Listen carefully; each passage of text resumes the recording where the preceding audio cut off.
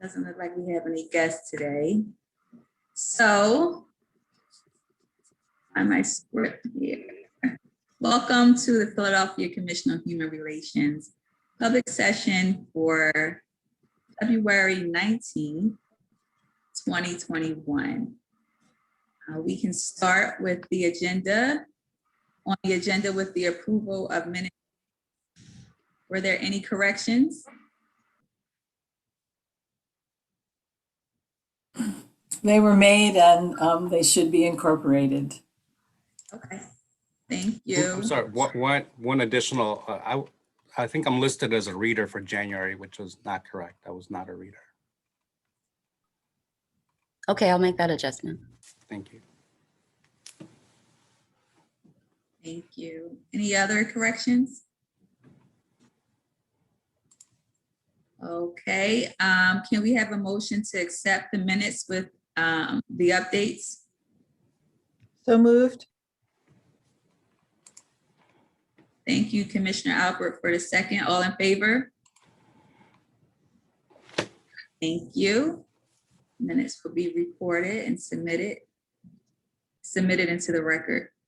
Next up are the cases recommended for closing. Are there any recusals?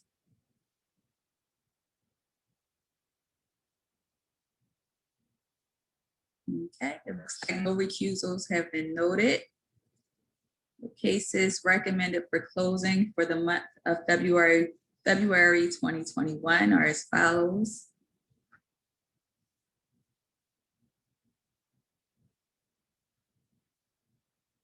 One second, I'm looking for the cases recommended for closing for the month of February. Here they are. The cases are as follows. Under employment, we have Emmanuel Williams versus Randstad US LLC.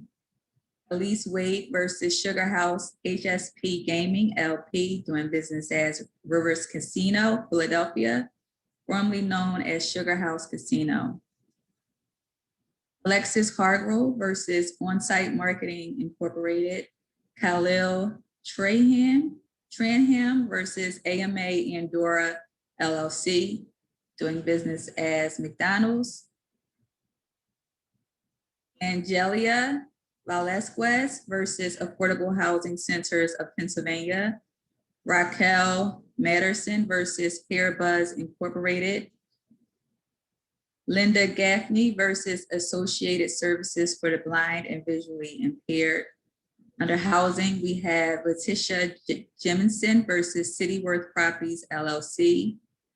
Zahira K. Hemphill versus TJ Properties Incorporated. Susan Frieder versus L3C Alden Park Apartments LLC, TICI LLC, Alden Park Master Tenant LLC, Rand Partners LLC, and Point Management Group LLC. Janice Brinkley versus Peninsula Condominium and Spa at Waterfront Square Association and Executive Board. Under public accommodations, we have Raina Stewart versus GLU Hospitality LLC, doing business as Vesper Day Club. Under Ban the Box, we have Charles Washington versus Morrison Healthcare Incorporated. Demetrius Brown versus Lanier Parking Holdings Incorporated. AmeriPark LLC, LPS Services Incorporated.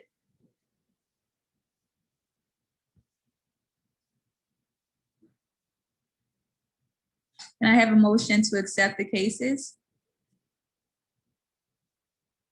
Second.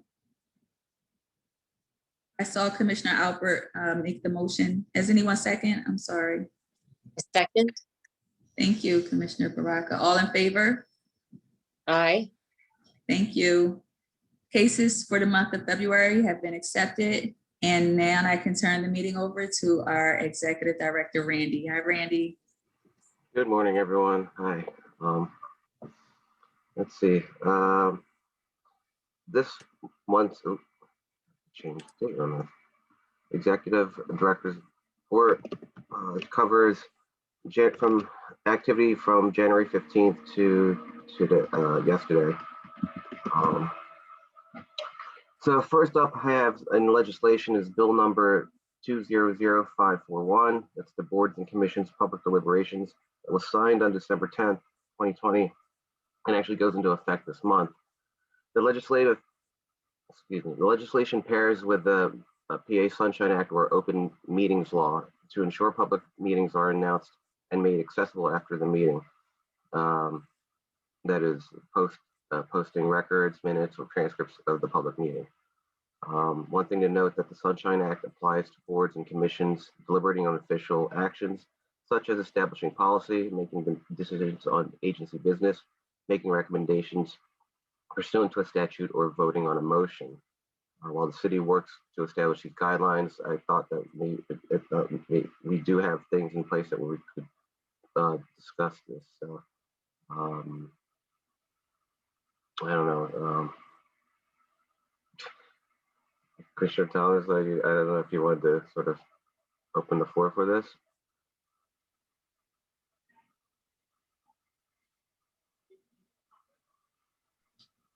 Sorry about that. Anyone have any input? I read it and it just seems this is what we have to do. Feedback or input from other commissioners?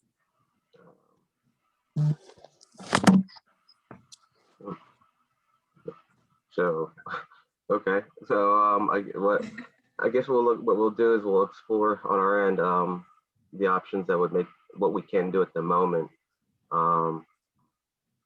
Whether it be just posting minutes or posting this recording. We do have the PCHR does have a Facebook page as well as a YouTube page, so we can actually post those as well, which is what our city's OIT had recommended when they were talking about this. So like I said, we'll look into this. Maybe what we'll do is create a section in our upcoming new website that would just have our minutes.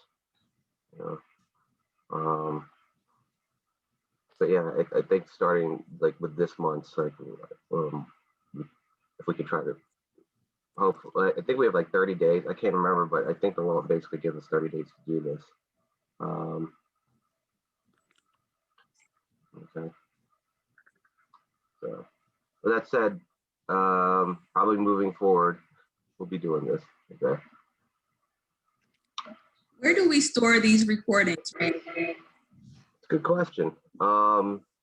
Zoom stores, basically when Zoom stores in a cloud network, but I don't know, Monica, do these get stored locally?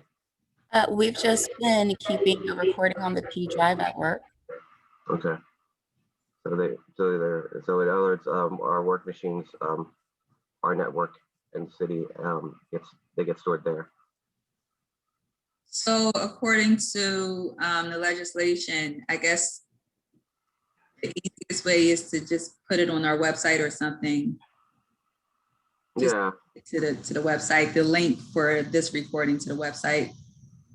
Yeah. Well, we can figure out like what would be the easy, and actually that's the issue that city agencies or I guess the city departments are working at, trying to figure out what is the easiest, because not every agency and department has like a Facebook page or has access, because it's a sub department of like, let's say, public health or planning, so they don't actually have their own section. So while they figure that out, I think with us, if we just figure out like how to get that accessible on the Facebook or our YouTube page, we should be good to go in complying with this aspect of the ordinance.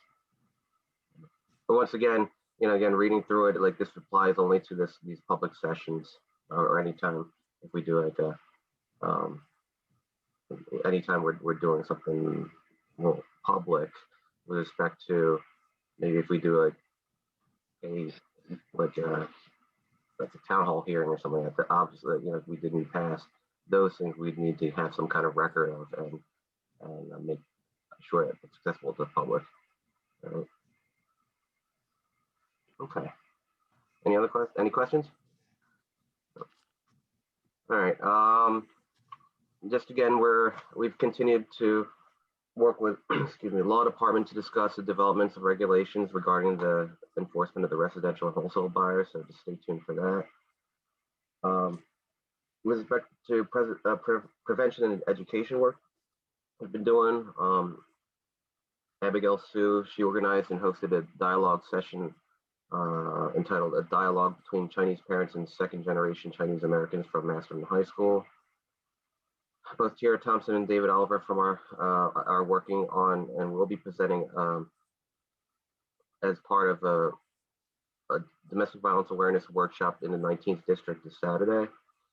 Carlos Marcano, he's working with various neighborhood associations and Councilmember Sanchez's office to ensure information on COVID safety and protocols are getting to the Hispanic Latino communities. I know, and as he reports when we meet weekly, that there's still concerns about, about understanding, COVID, the symptoms, etc., and the COVID protocols, but also now with the vaccine, it sort of scares within those communities that he's working with, primarily in East area of the city. So he's doing a lot of work there. I am working with the police department and the Department of Justice's Community Relations Services to begin working on building community police relations at the district level. So the police department is finally decided on ways to work to try to strengthen community police relations, not just like a citywide effort, through the mayor's office, but on their own individual, going down to the district level. So we just started meeting about this, and actually we met with the 18th district. So it looks like we'll be doing our first type of community police engagement there. Using the Community Relations Service has a program called the SPCP, or Strengthening Police Community Partnerships, which they've done in Erie, city of Erie, I think in Maryland. There's a number of cities they've done in the country to good success. So we met with various law departments to just get some feedback on how they felt the program's gone. So stay tuned for that as well. Okay. In terms of conflict in the news, Bunrat Matt, he's continuing to work with Councilmember Johnson's office to address a situation involving the Station Bar and Grill in South Philly, where neighbors have continued concerns about being harassed by patrons. They actually had a mediation scheduled, which Bunrat was going to do, but they postponed it. I'm not sure if they postponed it or just canceled it. I think they postponed it to reassess who exactly is going to participate in these in the process. Last night, I actually got a text and then an email from someone else regarding a racist menu item, racist against against Chinese and Asians, basically a COVID type of joke on a menu item in a food shop up in I think the Roxborough section. So I just, like I said, I got it last night, so I'm signing it this morning. We'll see if we can put a stop to that. Other noteworthy events, I've been asked to join the steering committee to create the city's participatory budget process and procedure. And our longtime volunteer, Ethan Thornton, has also been selected as a community member representative. So there's about 52 or so people on this steering committee from the city side. There's, I don't know, about 20 some, and then you've got it's being facilitated through our planning department as sort of like the staff facilitators, and you have input from city staff, like I said, around 20 plus, and then the rest are community volunteers or community representatives who applied for it. Apparently, there were a lot of applications from the community, and so it's kind of cool to hear that Ethan's part of this group. Finally, just to give you. Randy, I have a question about what's the role of the steering committee? Steering committee is basically creating the process in which basically, just to summarize, the participatory budget that the city's piloting this year is there's $1 million that's been earmarked for out of like our not the operating budget, but the Growth fund? yeah.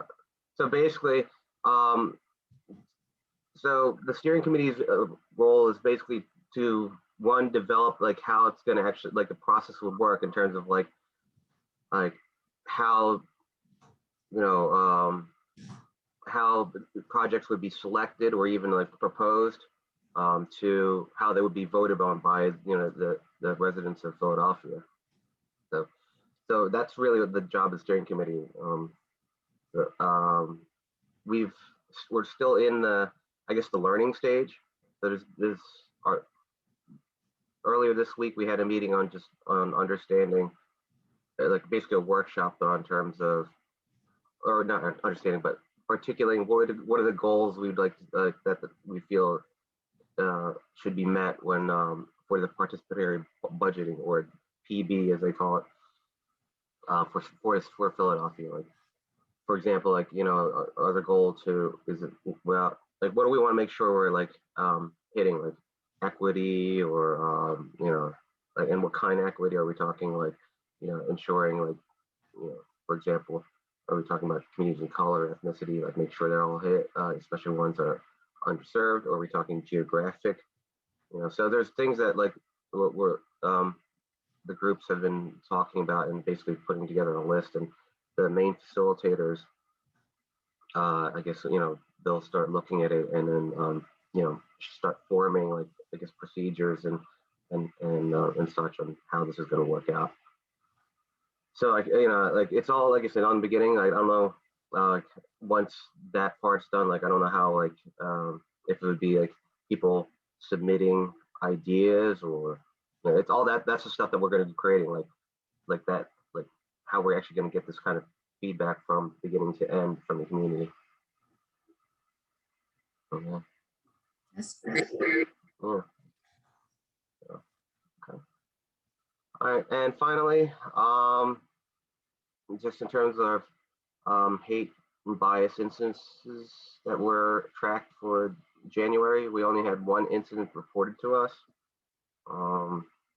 which was unconfirmed. Again, there's not enough information to determine whether it was an act of hate or not.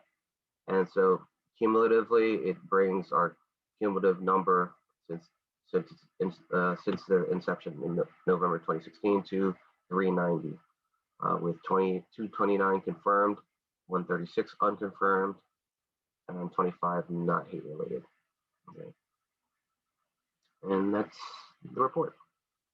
Any questions? Yes, Mr. Austin. I'm wondering if, not sure what the problem is. I'm wondering if we have, well, two things. One, if we ought to make some kind of a statement about anti-Asian discrimination and harassment, because it seems to be a problem nationwide, and I just don't know whether we have made it clear that we are receptive to people bringing complaints or seeking the assistance of the community relations department when there are problems with regard to anti-Asian harassment, basically, and aggression. So that's one thing. And then the second thing is that it's pretty well understood that there is a disparity with regard to the rollout of the vaccine. The Philly Fights COVID fiasco has had some impact with regard to that.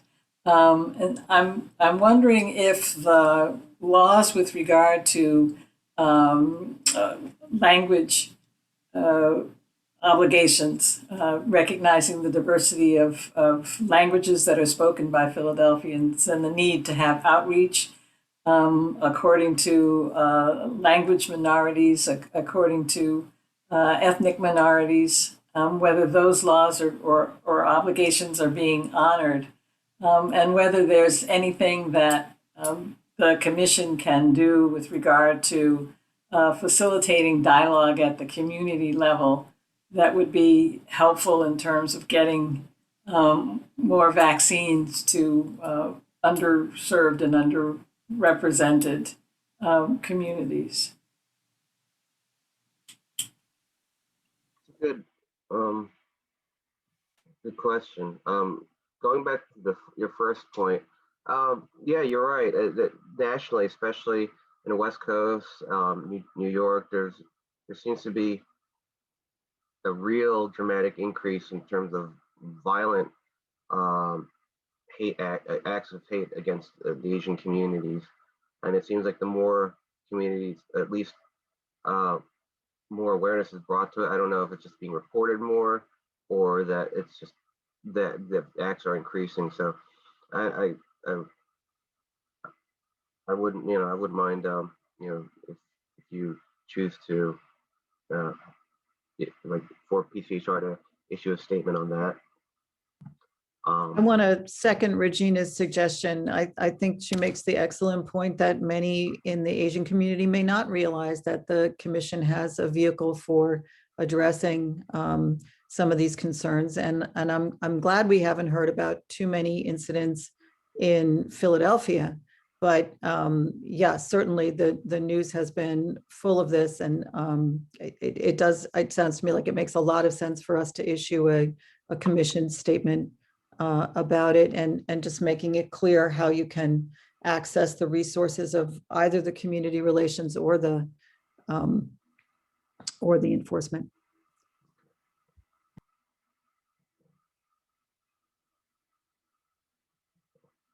Yeah. As far as Commissioner Austin's second point, I had a thought, but I could. I'm trying to remember if I was part of some meetings that were discussing that, like in terms of access to those of other ethnic communities, or LEP, language limited English proficiency communities, basically ones that aren't typically that we might, I guess, be concerned whether or not that information is getting down to, let's say, the Khmer speaking community or Karen groups or something like that. The ones that I guess you have are more that you don't typically see being interpreted or translated on TV, put it that way.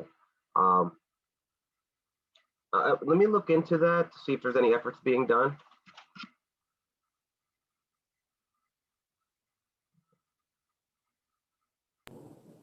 There was also a suggestion in some of the media that immigrant groups might be reluctant to go to some of the vaccination sites because of concerns about documentation or lack of documentation, concerns about surveillance. And that is an issue that clearly ought to be addressed by the public health authorities who are responsible for setting up these sites and getting people information and access to the vaccine.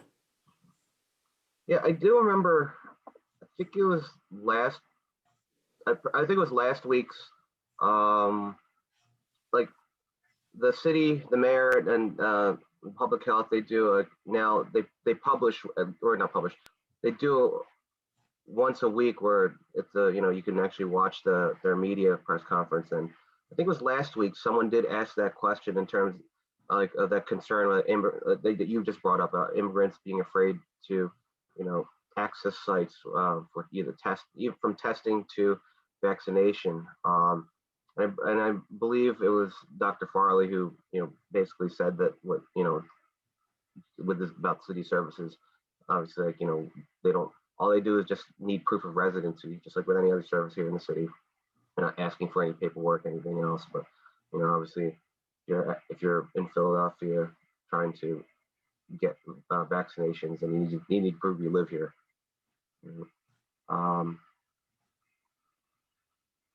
Yeah. Randy, can I just add, it's my understanding that the Office of Immigrant Affairs is about to invite folks to a convening on LEP and immigrant groups and the vaccine rollout. So there's lots of different conversations taking place on many of these issues, and some possible solutions, some possible attempts at sort of getting the information out in different languages and so on. I do think and wonder what role the commission can have in supporting and promoting the idea of reaching all the different language groups. I know that usually on these large scale events, you'll hit the top 5 languages, let's say on the census or something like that. But all the sort of the smaller language groups that sort of get left out of that. So just sort of, pushing that with the city, that's important because of the public health nature of this, to get it in as many languages as possible.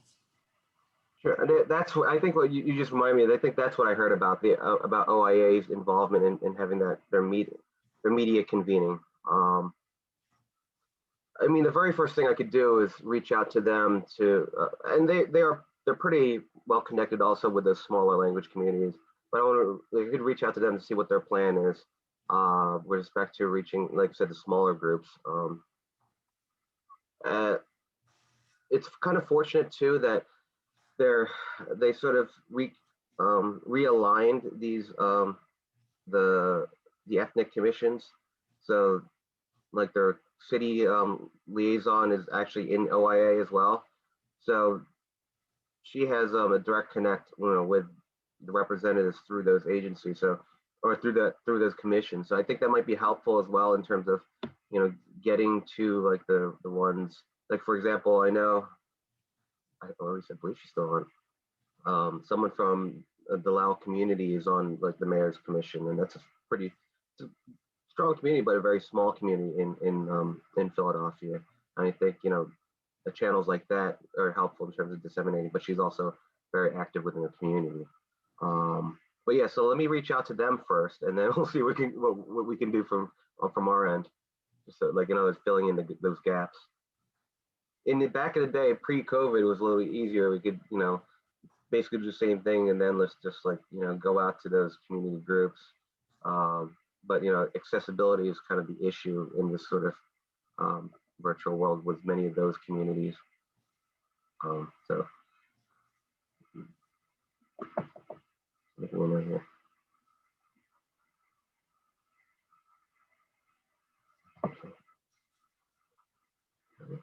Any other comments? No. And I'll turn it back to you, Joler. Thank you to the commissioners and Commissioner Austin for that. And Randy, I guess you'll just send us an update on where you are on those 2 items via email. Thank you. And then, so the executive session for March will be held on March 12th. The public session will be held on March 19th. Readers for the month of March are Commissioners Thomas, Baraka, Ricks, and Shaw. I guess that's it. Can I have a motion to adjourn? Thank you. All in favor? Aye. Hey.